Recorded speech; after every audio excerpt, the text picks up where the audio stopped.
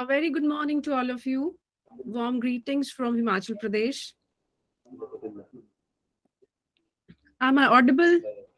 Yes, ma'am. Yes. Thank you so much for introducing me. And I'm also thankful to you for having me here for chairing this session. So, shall we start?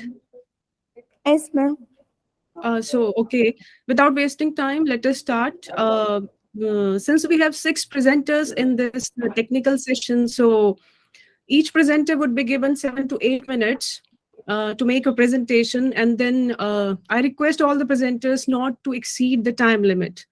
And to all the listeners, if you have any question, please write it down because we will have a question answer session at the end of this technical session. And kindly stick to the topic only. So, may I invite our first presenter, Miss Aishwarya M. and Dr. J. Michael Raj. Yes, ma'am. Should I present my screen? I have a PPT. Yes, sure. Yes, ma'am.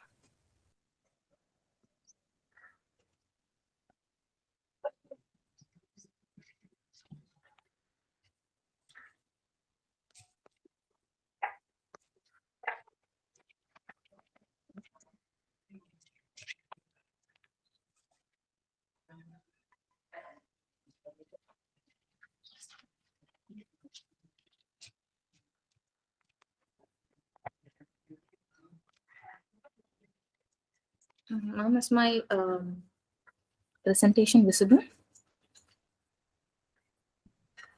Yes, it is. Okay. A very good morning to everyone. Good morning, ma'am. So, I'm Aishwarya, research scholar from SRM University, Katankulattur, under the guidance of Dr. J. Michael Raj, who's the assistant professor in SRM IST. So, the title of my presentation for today is Memory and Women in the Select Novels of Kazuo Ishiguro, a Narratological Study. So, a short introduction about the author. Kazuo Ishiguro is a Japanese-born British writer. When he was 5 years old, his parents migrated to the UK. So, the effect of his Japanese background and British upbringing can be seen in his novels. So, he got the Nobel Prize in the year 2017 for his novel The Remains of the Day, which was also made into a movie. So, he says whatever memory he has of Japan has been recreated in his novels. Not many novels were based in Japan, only two of them, A Pale View of Hills and Artist of the Floating World. These two novels only have Japan as the background. So his novels are famous for their first-person narration, and most of his protagonists are middle-aged men looking back at their troubled past. So his novels are called excavations in mental territories as the characters delve deep down their past and try to come to terms with it. But most of the characters at the end of the novel acknowledge their bad decisions and accept the reality in a confessional tone. The narrative structure of his novels always have a parallel between past and present, and most of his characters use memory as a prominent tool to deal with their past.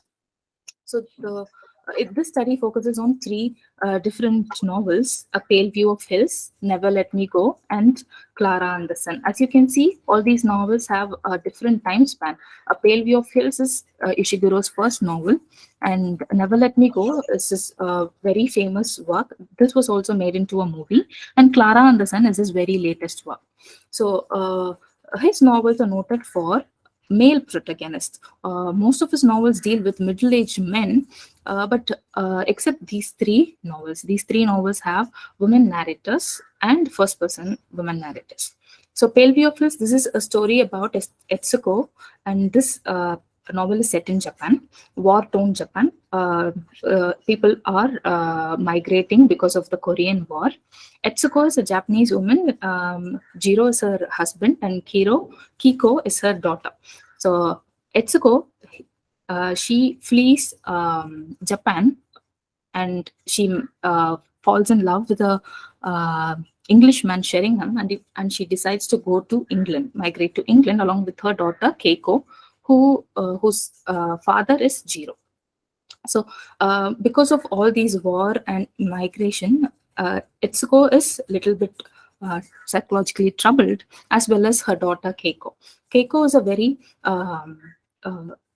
a very a child who loves to be alone, who doesn't want any social interactions, and Etsuko behaves a little bit indifferent towards her, and she is in denial of her child's psychological troubles. She was focused on moving to England with her lover rather than focusing on her child's mental health.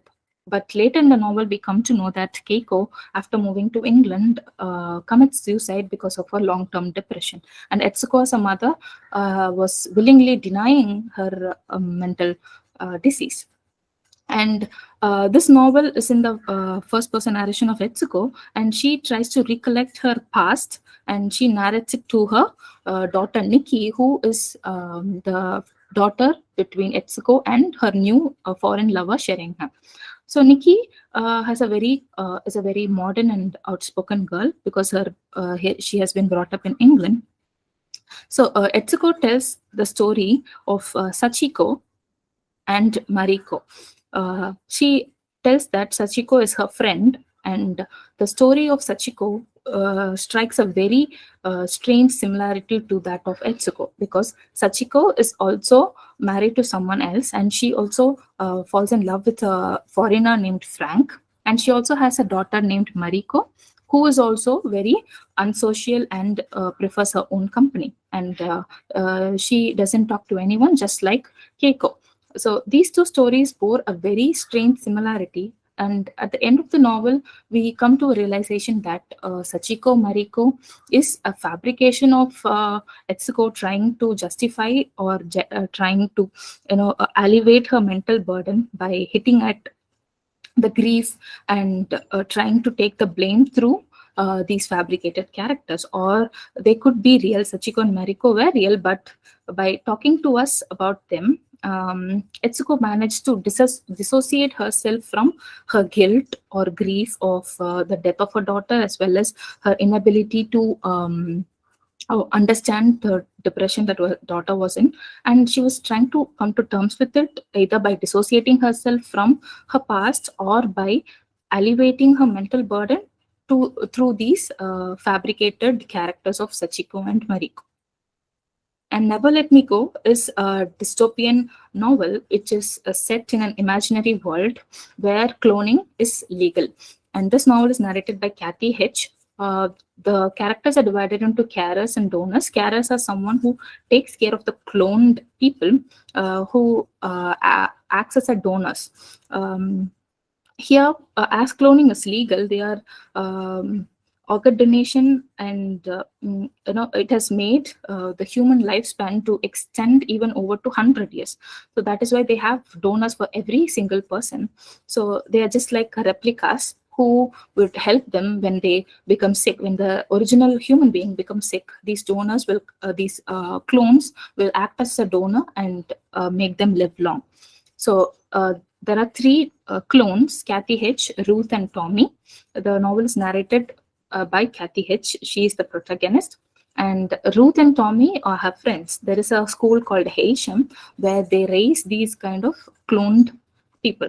They give them education, they teach the worldly affairs to them, but only in the later parts of the life they come to know that they were not at all human beings but clones. This Haisham used these clones as an experiment to prove that clones are also like human beings. We should treat them with human values, but they failed.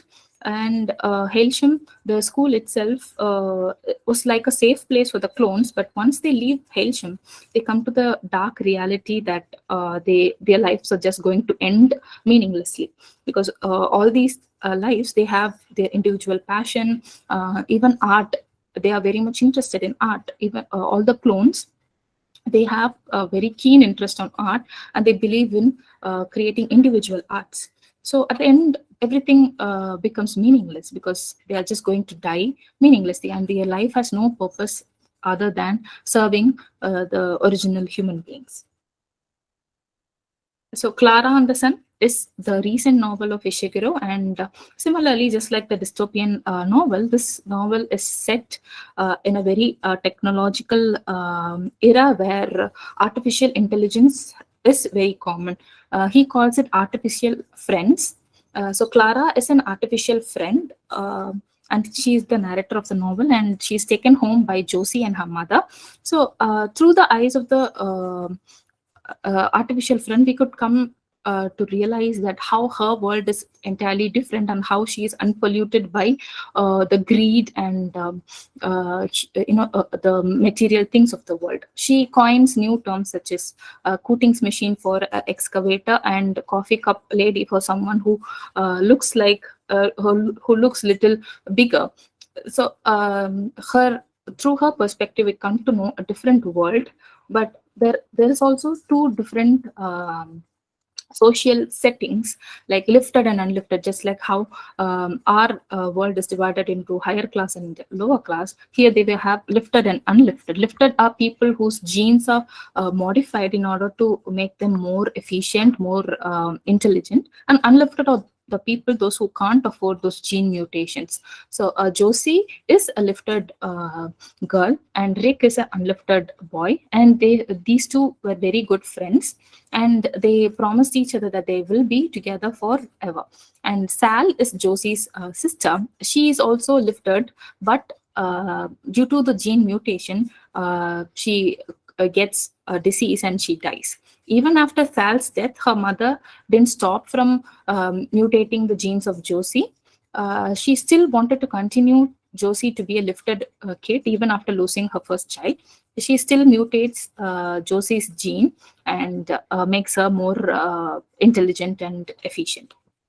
So for Clara, the sun, Clara believes that sun gives energy for all, because Clara is an solar operated artificial friend, and she believes that it applies to everyone in the world. She believes that if she once sees a beggar man in the road, he's drunk and he's obviously passed out, and Clara thinks that he is dead.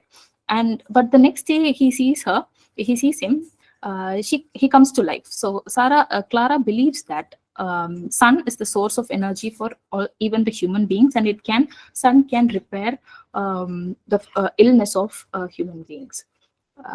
So there is a scene where Josie becomes extremely sick because of the gene mutation, and she is unable to cope up with the new lifestyle.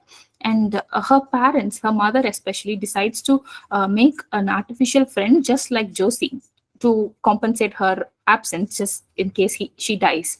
So they call it painting, and they hire a painter who's a maker of artificial friend, and they want the artificial friend to have the exact characteristics just like Josie, so that the mother doesn't feel lonely, or mother doesn't suffer from the death of her daughter, because she'll have a compensation just like her daughter in the form of an artificial intelligence. So, but Clara is the extreme opposite of her mother, the actual human mother. Clara shows more human emotions, more love, and more kindness towards Josie than her original mother. So this contradiction shows that how even in the post-human world, there is a humanity even in the artificial intelligence. Ishiguro then goes on to portray Clara as a mother who could sacrifice part of her body. For example, she believes that sun is the source of everything, and it's getting polluted by the coatings machine.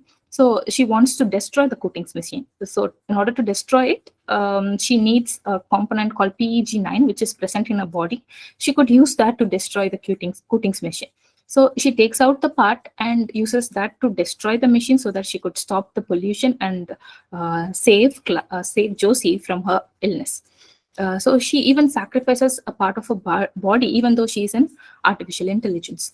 But as Clara's belief, Josie gets well because of the sun's source as per her ideology. And later, as days goes by, Josie becomes all right, and she grows and she gets many friends, and finally they leave Clara alone. Clara becomes lonely at the end of the novel, and she is put in the yard where every artificial intelligence who are thrown after being used. So finally we could see Clara being in the yard recollecting her past. So as she had given up her PEG9, which is a component of her body, her memory is little bit hazy. So she tries with whatever memory she has and arranges her memory in order. That is the ending of the novel, where we see Clara recollecting all her past memories. So all these novels, they have an unreliable narrator, Etsuko, Kathy, and Clara. All these people, they narrate from their memory, because memory in itself is transient in nature, which fades with time.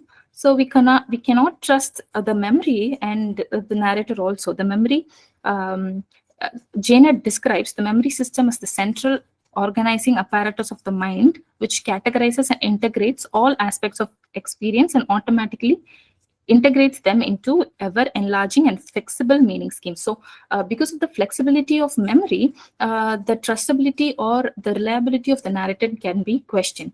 For example, even in the novel, Etsuko says, it is possible that my memory of these events will have grown hazy with time.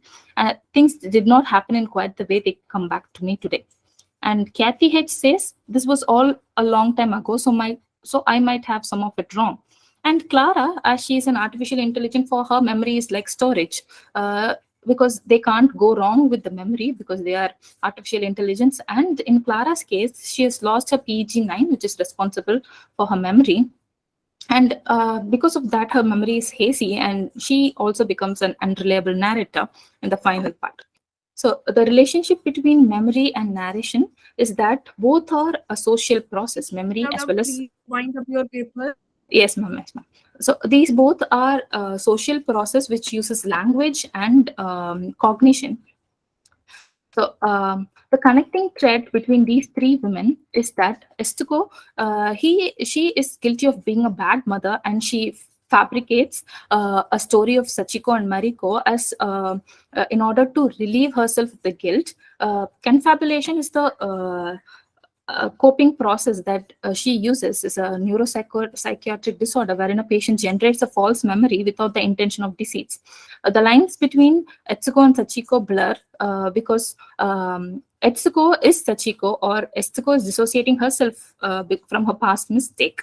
And Kathy is again a caring and loving person who contemplates on her inability to become a mother, because they are clones. They are deprived of their ability to reproduce. So Kathy always contemplates on how she can never become a mother, and she dances to the song Never Let Me Go by Judy Bridgewater. Think holding a baby in her hand, holding an imaginary baby in her hand, even when she was a very small child, because she knows that she'll not be able to become a mother. And she lives in denial, and she mostly lives in her past, cherishing her old memories with her friends in Hailsham school. And Clara, she is more caring and loving than the human beings. And she looks like the actual mother of Josie. She sacrifices, loves, and even tries to heal her. And but finally she is left alone. And this shows more about the human nature as well as the humanity. So to conclude, though these novels are written during different times, they are united by all the first-person narrators' ability to have mother instincts. So all these characters, they use memory as a tool to relive and bring autonomy to their life. Just by narrating, they bring a closure to their life. The experience of remembering the past gives them a better understanding of the events, and by narrating, they get a kind of a cathartic effect, a therapeutic effect, and they try to come to terms with their troubled past. So thank you. Thank you, Ms. Aishwarya. Thank you for giving us a sneak peek into the literary world of Kazuo Ishiguro through women narrators. However, you exceeded your time limit. Sorry, so now I invite our second presenter, Dr. R. Prabhakar and Sri G. Raja Kumar.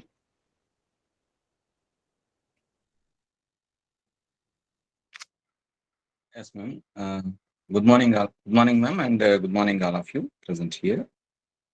So, my name is Raj Kumar. I'm a research scholar for my PhD at Vikramasinghe University, Nellore, Andhra Pradesh.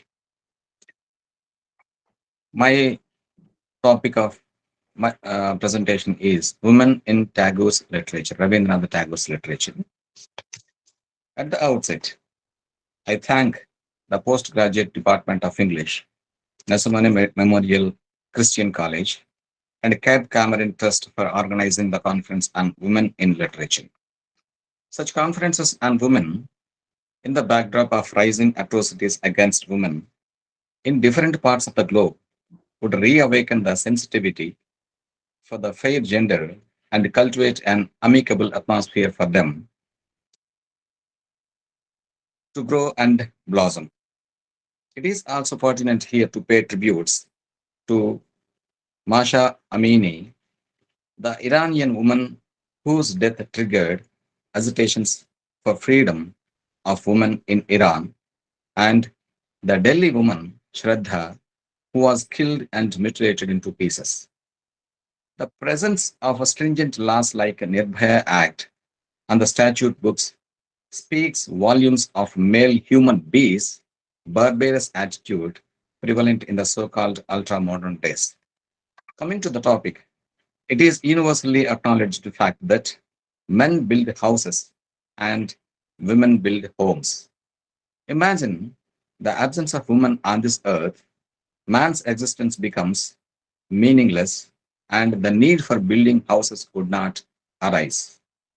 Rabindranath Tagore, in his essay, Woman, prophetically pronounces that, I quote, at the present stage of history, civilization is almost exclusively masculine, a civilization of power in which woman has been thrust aside in the shade. I unquote.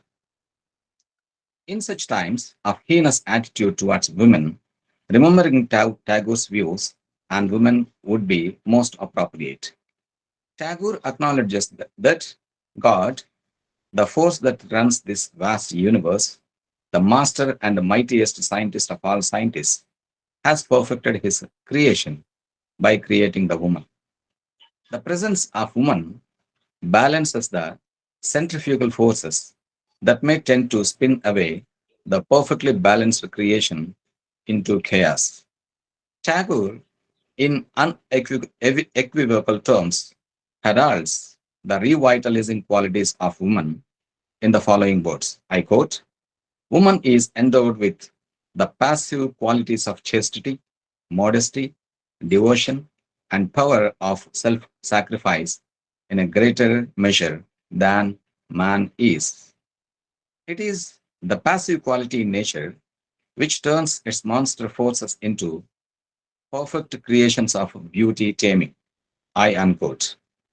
Woman with the above mentioned qualities always pilots the human race in the trajectory of humanism, which in turn leads to the evolution of a civilization that propagates peace and fraternity.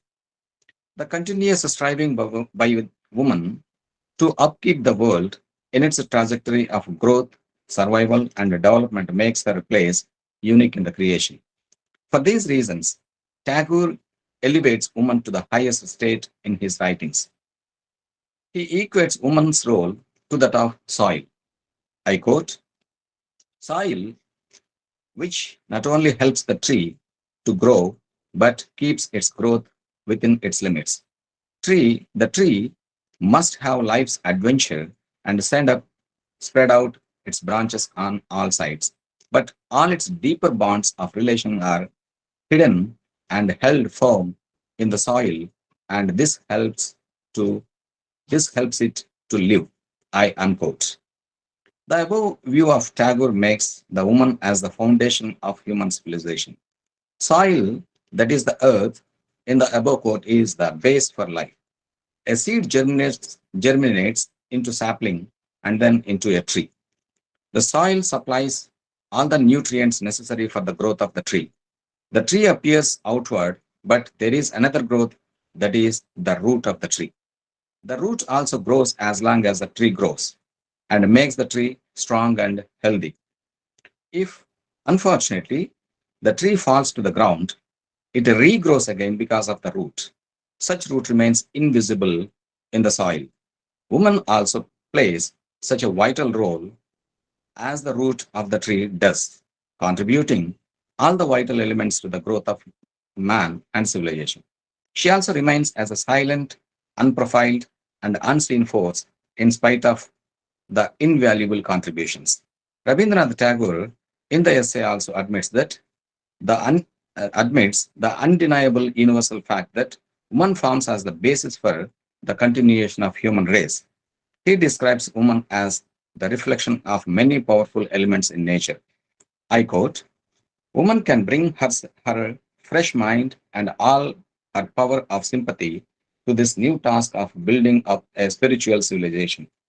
If she will be conscious of her responsibilities, the all-pervasive of nature, the all-pervasive power of nature fills the world with forces of life through continuous forces process of coordination. I unquote. Hence, Tagore equates woman with nature also, the power of every force. In India, woman is portrayed as Adi Shakti, which is all pervasive. The modern science has discovered the presence and its incarnations of this force of energy. The tides, the earth, the sun rays, the wind, the water, etc., are the parts of Mother Nature and are the storehouses of energy. Tidal energy, wind energy, geothermal energy, solar energy, hydro energy are the visible sources of the Shakti in nature, which also reflect as the forces of woman, as Tagore describes. When Tagore equates woman with nature, she also holds inherently all the energies mentioned above with her and within her. Tapped in the right manner, man would benefit from them. Hence, taking the lessons from Tagore, let the humanity awake to the reality that the fair gender be complemented and complemented with right regard and right treatment for the survival and growth of the humanity. For a chariot cannot move on with a single wheel. That is my presentation. Thank you all. Thank you so much. And it was really a treat to listen to you, and how and the way you stated that Tagore has equated women's role to that of a soil, and that he elevates women in. Now, our next presenter, Dr. Shabnam Ara and Professor Shamsul Haq.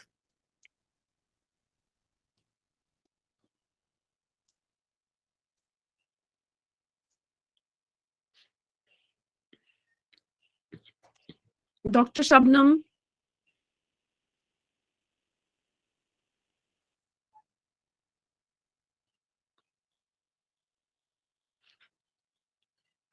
Am I audible?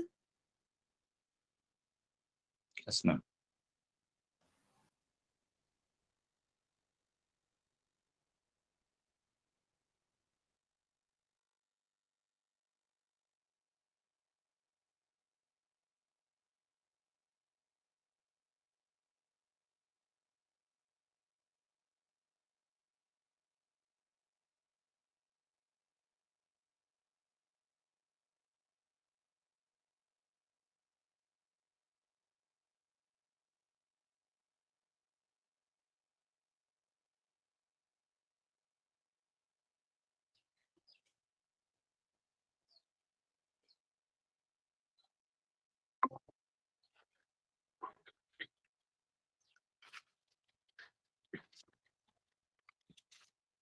Do we have Dr. Shabnam Ara here?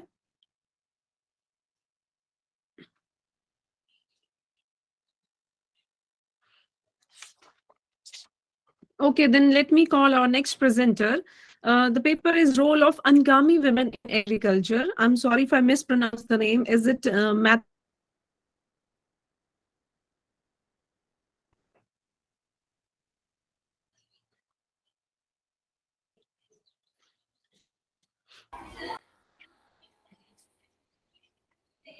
Yes.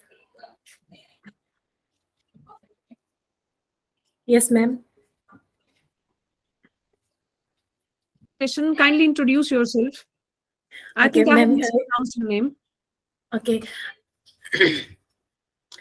My name is Meti Pinyumuka. I'm a research scholar in Nagaland University History and Archaeology Department. Today, I will be presenting on the topic Role of Angami Women in Agriculture. Ma'am, I would like to present my PowerPoint. Yes, sure, sure.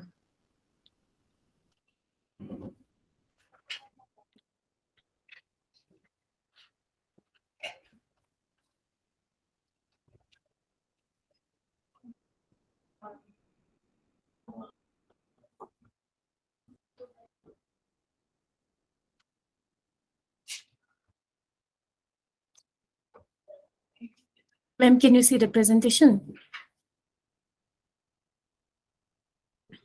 No, not yet.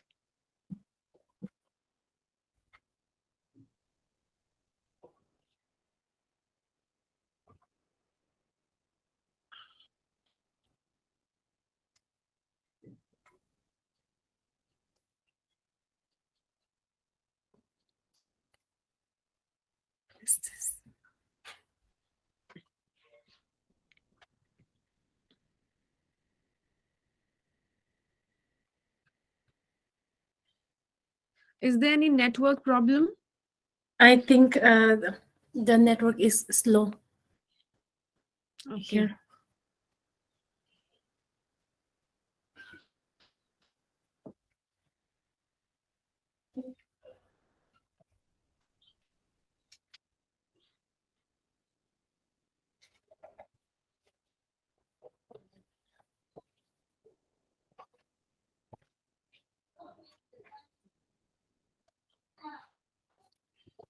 It's not loading. What shall I do?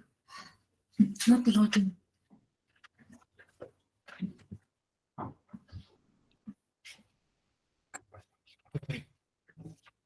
If the PowerPoint is not working, you can just read your presentation. Okay, okay, ma'am. Is it okay? Okay.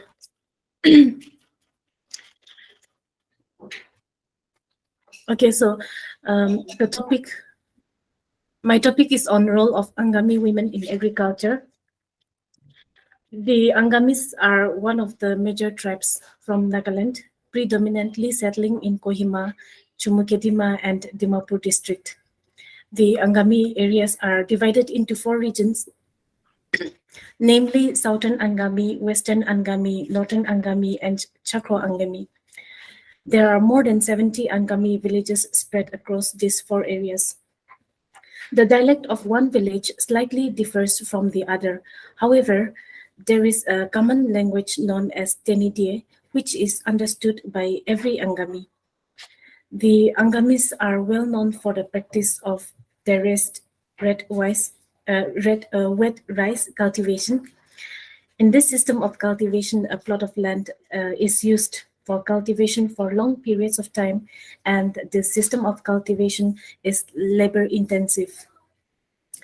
Angami women have a deep knowledge and understanding about the climatic conditions and environments suitable for the cultivation of seasonal crops, which enables them to grow various types of crops throughout the year. However, the labor of women has been categorized as non-productive due to the fact that their labor is often unpaid. Agriculture being the backbone of the village economy, I would like to bring to light about the nature and types of economic activities performed by Angami women. This paper also aims to trace the productive inputs and contribution of women towards household economy, and also seeks to evaluate the status of women and participation in decision-making abilities. The economy of any human society, whether primitive or modern, have been sustained and developed with the contribution and support of women. Uh, if we look at the economic setting of the Angami villages, we find that the Angami Nagas has been leading a sustainable lifestyle with the cultivation of a variety of crops, which is facilitated by the practice of shifting and terrace cultivation. Shifting cultivation is more commonly practiced by the Chakro and northern Angami areas, while terrace rice cultivation is widely practiced by the southern and the western Angamis.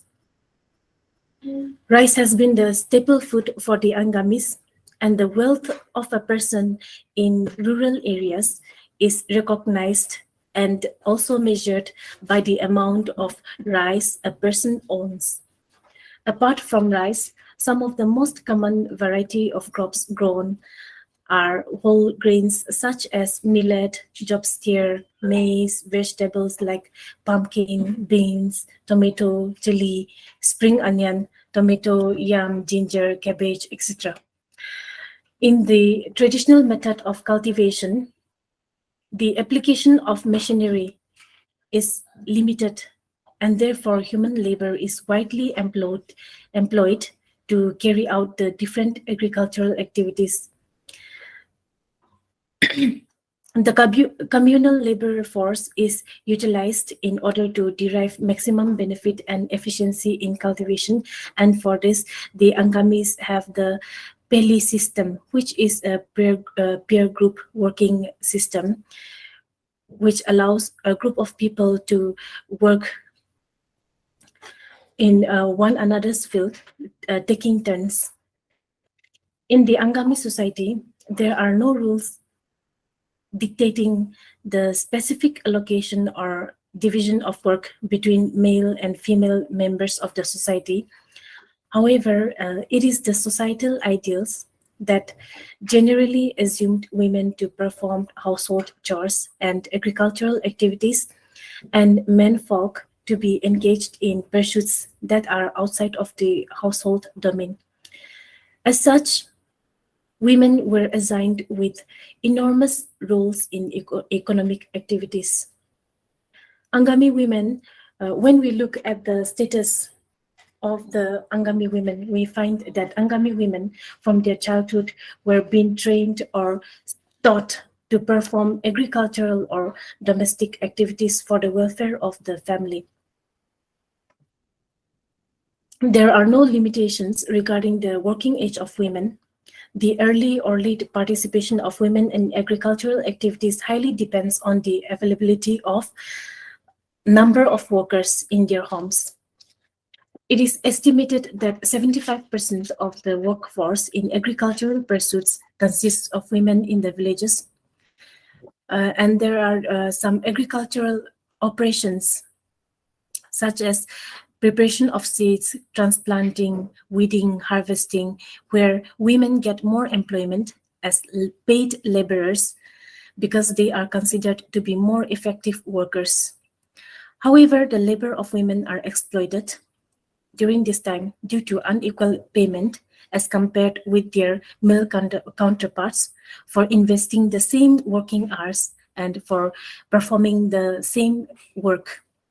For instance, if a male worker is paid rupees 500 Indian rupees for the work of plowing, a female is usually paid rupees 400 for the same work, which also significantly devalues the service and time invested by women.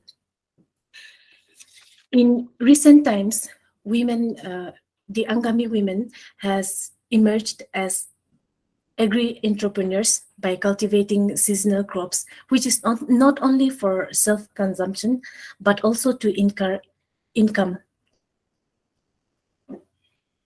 Potato, king chili, ginger, cabbage has emerged as some of the cash crops produced and marketed by Angami women. The production and distribution of the agricultural goods, which also facilitates the trade in essential commodities, supporting the daily economic transactions through the chain supply of goods, are managed by women. Women in rural areas have been able to sustain their families by providing food, shelter, healthcare, and even support the education of their children.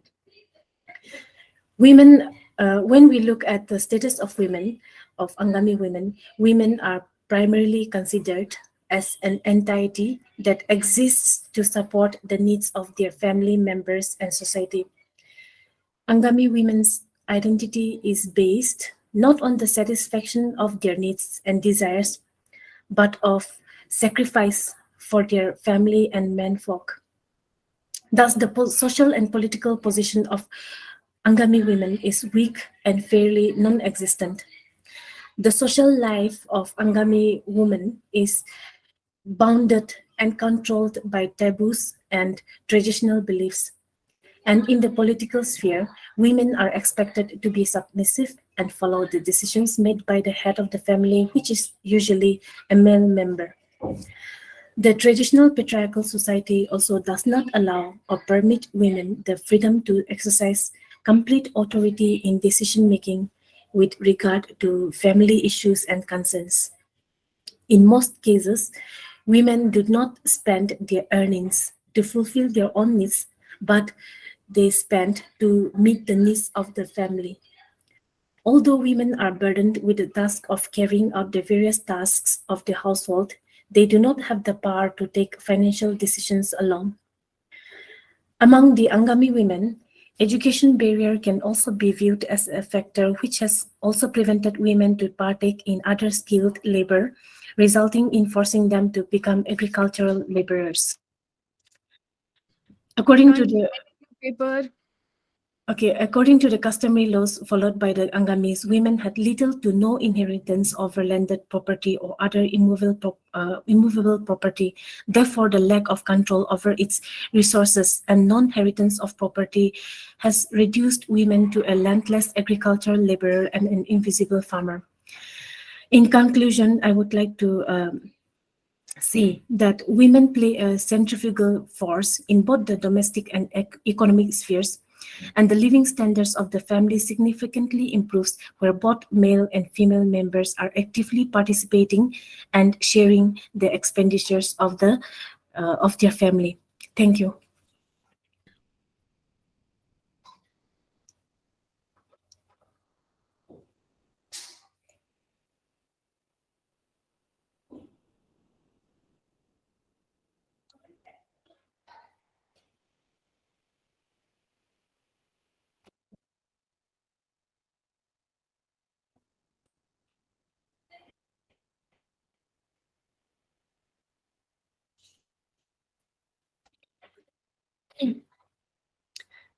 Ma'am, I have finished the presentation.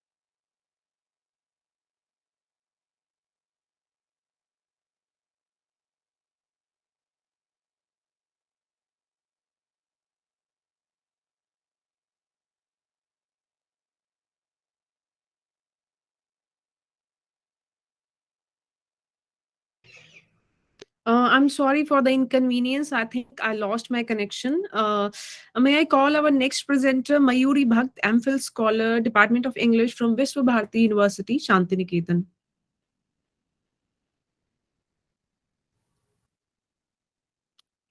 Good morning. Am I audible? Yes, you are. Okay. So, first of all, I thank the PG Department of English, Nesamani Memorial Christian College, and the Cape Comorin Trust for arranging such beautiful conference. And I also thank Dr. Archana Thakur for chairing this session. So the title of my paper is A Tripartite Coalition of Mem Sahibs, Children and Aya, a psychoanalytic study of Alice Perrin's Junior Aya, Centipede and Old Aya. So we all are very well acquainted with the term and the history, as well as the literature of post-colonialism, neo-colonialism, etc.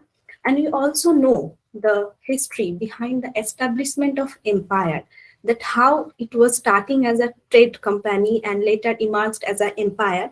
And we know that how it has given both the positive as well as the negative aspects in our land. So the Sahibs, first of all, the Sahibs came in this land, and after that, the empire demand that there should not be any kind of mingling of racial or cultural immigration. That's why they started to call the Mem Sahib, and they started that the Mem Sahib should come in this land and keep the Sahib away from the native women.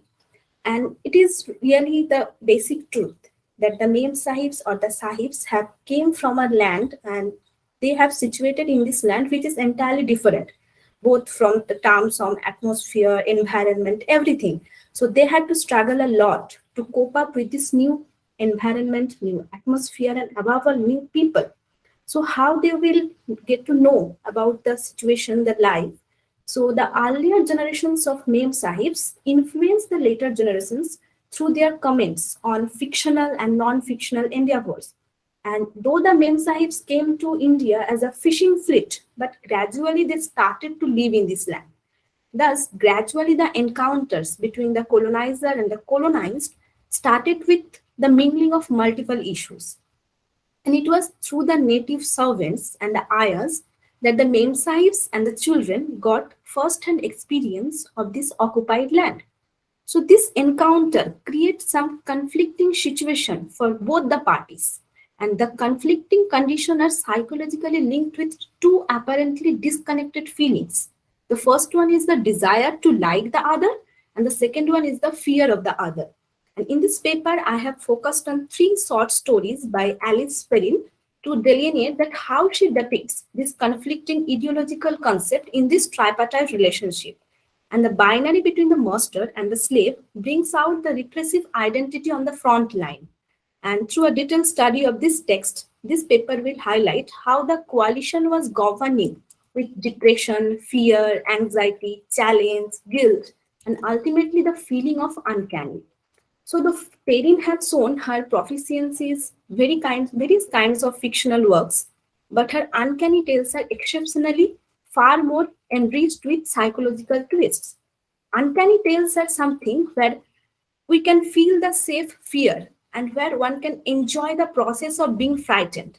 And the feeling of safeness, even while being frightened, is indeed a unique pleasure of reading this kind of work of art.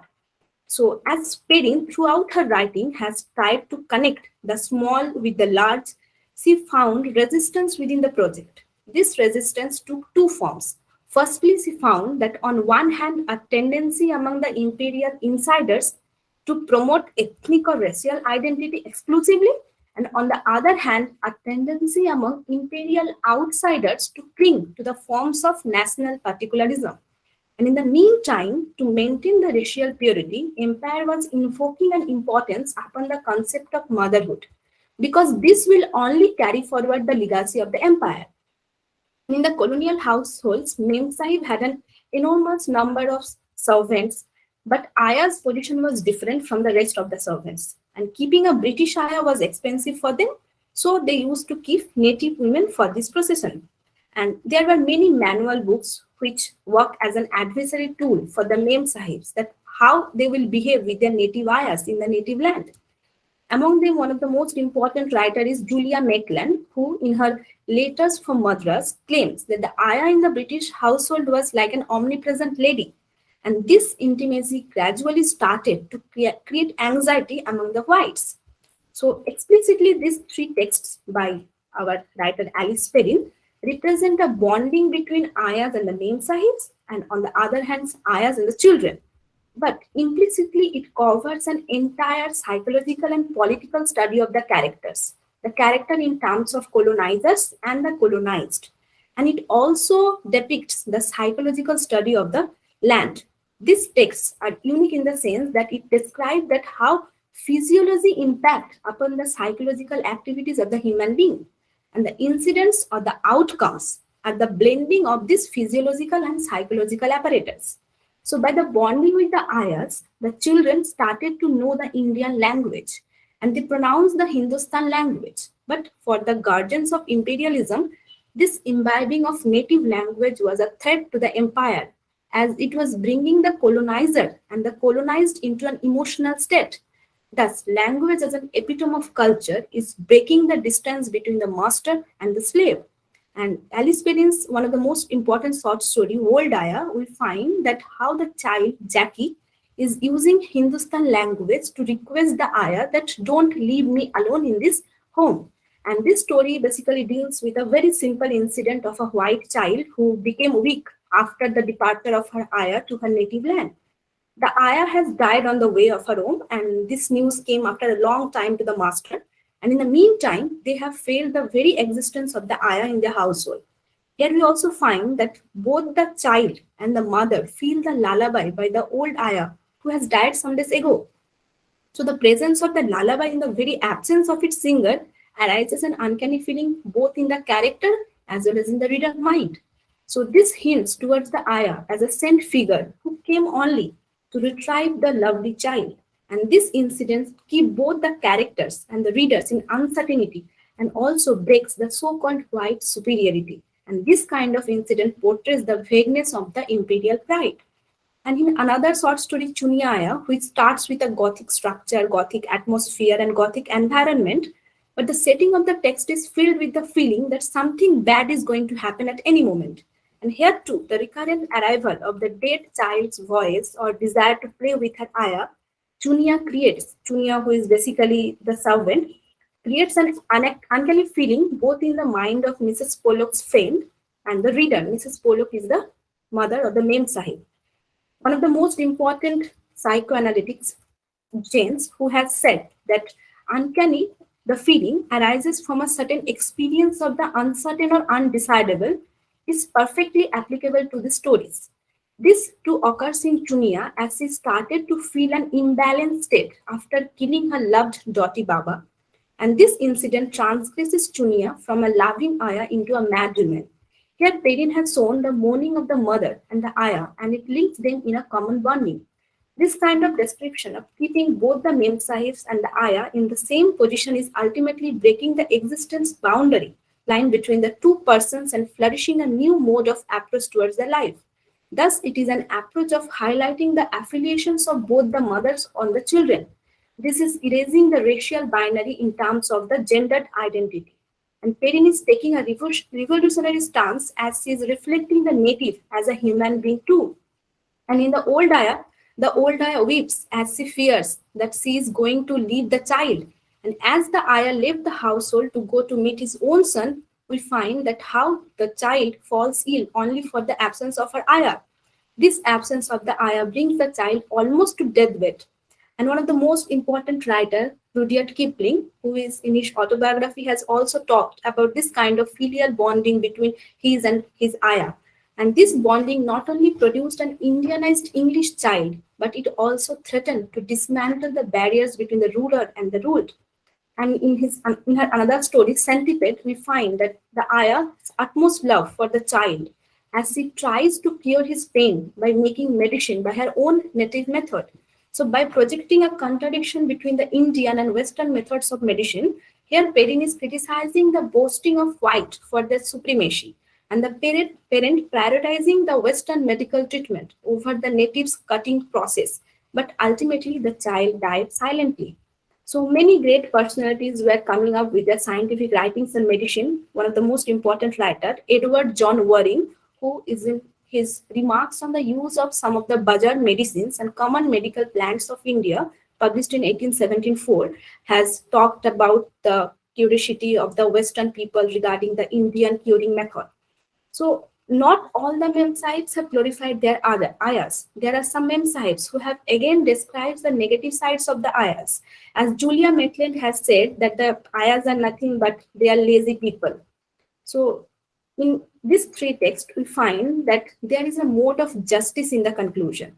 As in Chunia Aya, Mrs. Pollock confirms again and again that Aya accepts everything, every insult she also accepts, but the outcome of the insult was the death of the children. And in Old Aya, Mrs. Drying also again and again confirms her husband about the faithfulness of the Old Aya. So besides this portrayal of emotional bonding, Chunia Aya represents the return of the repressive desire in the form of killing. And the repressive desire may take any form when it comes into reflection. And this creates the unheimlich feeling in the mind of the reader. One can get the uncanny feeling by the psychology of the character and the physiology of the text.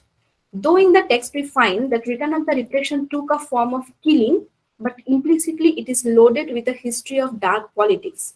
This return of the repressed shows that Indian native has gained the authority to move against the injustice. And at the time of 1857 mutiny, the Britishers felt a fear that if the natives revolt against us, then what would happen? They had provided corporeal punishment for the slaves, like Forum of Jamindars, which was in 1759. Kindly wind up your paper. Yes, it is in the conclusion. So the Memsahib thinks the Aya is exploitative and cunning, but in reality, they were so much obedient that they neglect their own children for the love of the British children. One of the most important writer, Andrew Lang, has commented that fiction is a silk with two sides, the silver and the golden, the study of manners, of character on one hand, on the other, the description of adventure, the delight of romantic narratives. So Lang's this perspective is finally acceptable in discussion of this earlier text of Alice Perrins. So to conclude, we may say that Perrins' this writing served as a tool of her propaganda, the vehicle of her message, the inscription of her gaze, and the blueprint of her representations. Thank you. Thank you, Mayuri. Thank you for Ma'am, present lady. sorry to Aya. interrupt. Hello. Hello. Ma'am, I had accidentally entered to this slot. Actually, my conference room is 3, and my time is out. Can you help me in some way? Inform them and. Hello. This is conference number. Hello. Ma'am, I accidentally entered conference Hello. number 3. Hello. Good morning, Sorry, ma'am. Same has happened with me. My conference room is 1, and yeah, that's my also. unknowingly I have joined this one. Yeah, and I'm unable to join in my conference. I have been trying for some time, and I Yeah, was that's unable exactly to what's join it. happening to me also. Yeah, from 10 a.m. I was trying to join, but it's not happening. I have tried a lot, and I have request. I am continuing to request, but they are not accepting the link. I'm not unable to get in. Can you please do something about it? I'm also in the same session. I don't know why that is.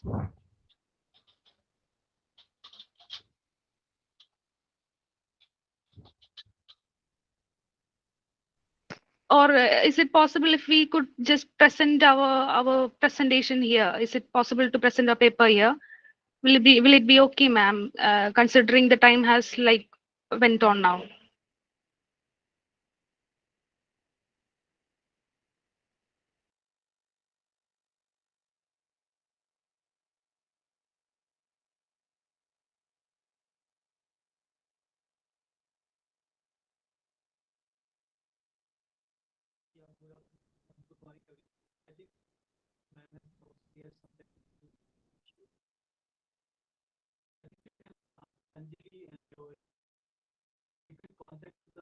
People, those who are in the organizing committee. Do you have Shelja ma'am's contact number? Am I audible? Sir, you're not audible. Anjali, am I audible? No, sir, you're not audible. The volume is too low, sir.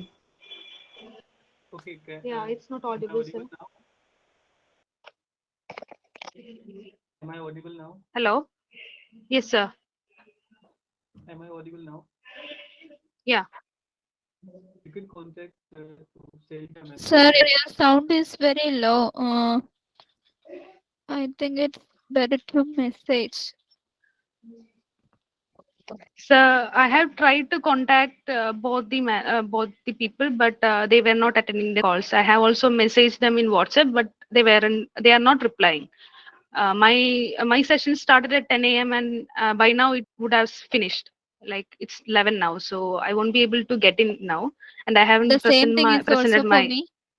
I My haven't session presented my also from paper yet. my session also 10 is to also 11. from 10 to 11, Yeah, and yeah. I can't join this my session, and I think it's over now. I have tried. I have tried to get in the next session, which is conducted by the same ma'am, but again the same thing is happening. I have tried a lot to get in. Anjali and Second session Jyoti, starts from 11 to 12. So can Anjali you and please be a bit? It's not audible. So isn't it audible now? Sir, could you message? I think that's more comfortable because you're not audible.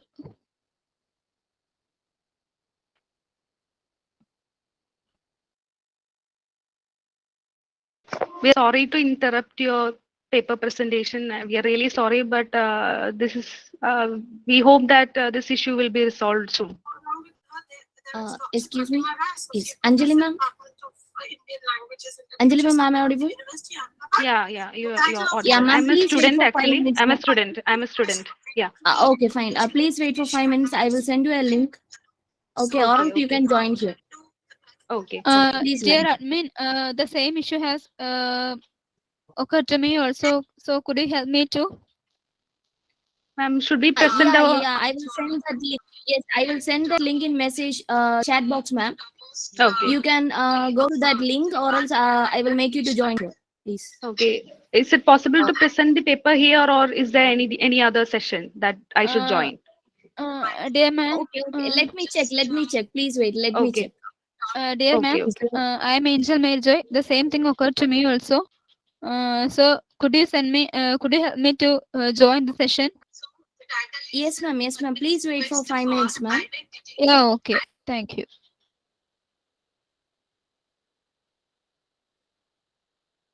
Your problem can be resolved. You can contact to the concerned people organizers committee. Can you hear me now? Yes, sir. You are audible, sir. I did contact them, the organizers, but they haven't replied yet. I have messaged them in WhatsApp and I have tried contacting them through call, but they aren't replying. Do you have contact number? Dr. Shah Joseph. Okay, sir. Chat in this conversation is disabled and you can contact her.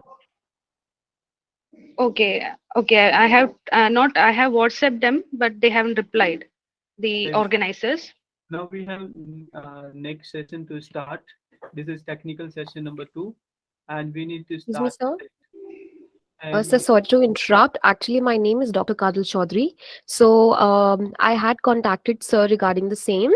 I am here in the first session. My paper presentation is there. The title is Reassessing the Role of Women in the Selected Novels of Ashapurna Devi. I think you've been informed about the same. no, I have not been informed by this thing. Okay, Now, see, actually, I had spoken with sir, and he said that I have to join room number 2, first session, for my paper presentation, and I should inform in this meeting to Dr. Archana ma'am regarding the same. Could you please check? My name is Dr. Kadal Chaudhary. TS lab, she's not there. Okay, all right. Thank you. I think now we can begin with the technical session number 2, and it starts at 11 o'clock, right? And we have 5 presenters. Jubina Rosa, and she is a research scholar from Department of Tribal Studies, Central University of Jharkhand. Then another researcher is Garima Singh, research scholar from Department of English,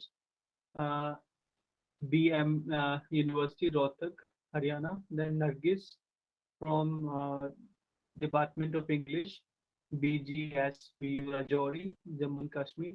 Then Pooja Joshi, research scholar at Amity University, Paira. We have 5 participants for this session, and 1 hour.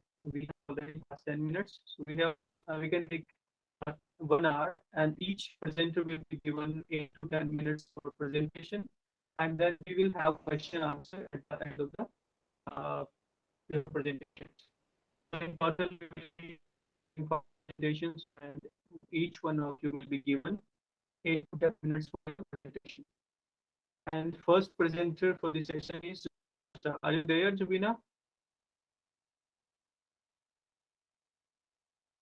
Zubina, are you there? Zubina is not there. Then we can go for the second Excuse me. presenter, Garima Singh. So sorry Yes, to interrupt. Could you ma'am. please share Dr. Archana ma'am's number, as I'm unable to contact anybody. She left abruptly the session. Do you want the Archana ma'am's contact number? Exactly, yes. Let me just I check think it. that, I had. yes. Please, thank you. Hello. No, I don't have a contact number. It's not with me. Yeah, yes, Okay, ma'am is already there. all right. Hello, ma'am. Good morning. My name is Dr. Kadal Chaudhary. I think sir has informed you about the same. My paper presentation has to take place in the first session, room number 2. Yes, ma'am. Yes, ma'am. I'm Dr. Kadal Okay. Chaudhary. Okay. So you are already presenting, or are you about to start the presentation? No, I'm Okay. waiting Sorry, I for it. lost my connection. I tried to join again and again, but there was some technical problem. I'm sorry. Okay, You can start your presentation. that's all. Yes, yes. Can I start? All right. Thank you so much. Ma'am, Thank is you. it last present in this session? We need to start the next session at 11 o'clock, and time is already past. Yes, yes. This is the last presentation. Okay, we will start after this presentation. Garima, be ready. Shall I start, ma'am? Yes, yes. You can start, ma'am. All right, thank you so much, ma'am. A very good morning, everybody. My name is Dr. Kadal Chaudhary. I'm working as a research assistant on the minor research project sponsored by Indian Council of Social Science and Research. I'm here today to present my paper titled Reassessing the Role of Women in the Selected Novels of Ashapurna Devi. The paper has been written by me, Dr. Kadal Chaudhary, and also Dr. Shivani Vashish, ma'am. I would like to give a brief about this paper. The traditional roles of women would frequently depict them as meek, subservient objects and solely fit for domestic work are argued in and challenged in the present paper. The woman has embarked on a journey where she faces off against men and tries to establish her individuality. Ashapurna Devi has portrayed ideal women in conventional familial roles, but has reconsidered her attitude and completely transformed how women are portrayed in her writings. Women are celebrated for their independent engagement in society by Ashapurna Devi, who portrays them as the personification of power. Ashapurna Devi addresses issues that go against societal standards and depicts women who are fighting to reclaim their place in society. The women in Ashapurna Devi's novels, which have been selected The First Promise and Subarnalata, come from regular households and deal with difficult circumstances by creating new identities with courage and insight. Ashapurna Devi is one of the most distinguished writers among the Bengali literature today. She has received many prestigious awards like Rabindra Puraskar, the Bharatiya Janapith Award, and the Padma Shri by the Government of India in 1976. She also won Sahitya Academy Fellowship in 1994. She has written more than 170 books. She was a feminist in the true sense of the term and an author much ahead of her times. Her writings focus on present social day issues. She was a sensitive spectator of the changing urban milieu, and her writings intimately examine the contemporary Bengali middle class women who seek to examine the existing social evils. In her magnum opus, the trilogy, she covers the life stories of the 3 generations of women, Satyavati, Subarnalata, and finally Bakul, over the changing 20th century and explores the inner desires and aspirations of her women characters. Ashapurna Devi's first novel of the trilogy, Pratham Pratisruti, which was translated as The First Promise and was published in 1964, has been taken for the study in this paper. She observed in a preface to the novel, quote, but history has invariably overlooked the dynamics of the domestic world. That domain has always been neglected. This book is about an unknown woman who was among those who carved out the etchings of a promise from within those ignored interior spaces of Bengal, unquote. Here she emphasizes that due recognition should be given to the experiences of the suppressed women who were unnoticeable from the histories of colonial society. She continued to write about the process of marginalizing women and their resistance to patriarchal ideologies, which lets women challenge the system from within. The novel pays a tribute to the ordinary women of Bengal who faced all the hardships with great valor. It is the story of Satyavati, the pioneer of the first promise of thinking, a courageous girl who learns to read and write on her own a brave heart undaunted by odds, who breaks all the conventions and becomes a rebel to achieve her identity. She fights to liberate women after surmounting many obstacles and impediments on the way. Satyapati, the protagonist of the novel, is a powerful female voice whose journey from a child bride to rediscovering herself has been depicted in the novel. The novel begins with an urge to repay the debts to one's grandmother and great grandmother. It is narrated by Bakul, the granddaughter of Satyapati. Set up in a social milieu of early 19th century, the novel portrays a perfect picture of the colonial Bengal, which is on the path of social reforms. The next selected novel of Ashapurna Devi's trilogy is Subarnalata, which is published in 1967. Young Subarnalata, the protagonist, is the daughter of Satyavati, the first novel's uncompromising heroine. Ashapurna Devi herself introduces Subarnalata. She says, quote, apparently Subarnalata is a life story, but that is not all. Subarnalata is the story of a particular time, a time that has passed but whose shadow still hovers over our social system. Subarnalata is a symbol of the helpless cry of an imprisoned soul. Sociologists write down the history of changing society. I've merely tried to draw a curve to depict the change, unquote. The novel is about an age which has just gone by, whose impact on the contemporary society is still quite visible. It is apparently the biography of the previous generation to this generation, whose portrait is presented to the readers, a generation that endured many shackles of customs, prejudices, and traditional values. It was a time when women were suppressed by the patriarchal society, felt choked, and yearned for fresh air and liberation. It is a novel that mounts a silent but strong protest against the silencing of women by the patriarchal society. The novel is about a young girl, Subarnalata, who was married off by her grandmother. She loved her school and questioned all the rotten practices of the society, but she is fated to marry and live among people who disliked her for these thoughts. She yearns to go to schools. She remains semi-literate but become a voracious reader. She tries to speak about the importance of education but is neglected every time. She holds the same belief like her mother. She questions and speaks against the female marginalization.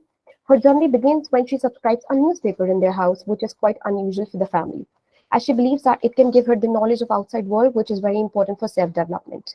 Subarnalata tries to find her own space in her personal diary, in which she writes about her experiences, her dreams, her sufferings, and about the condition of women in the society.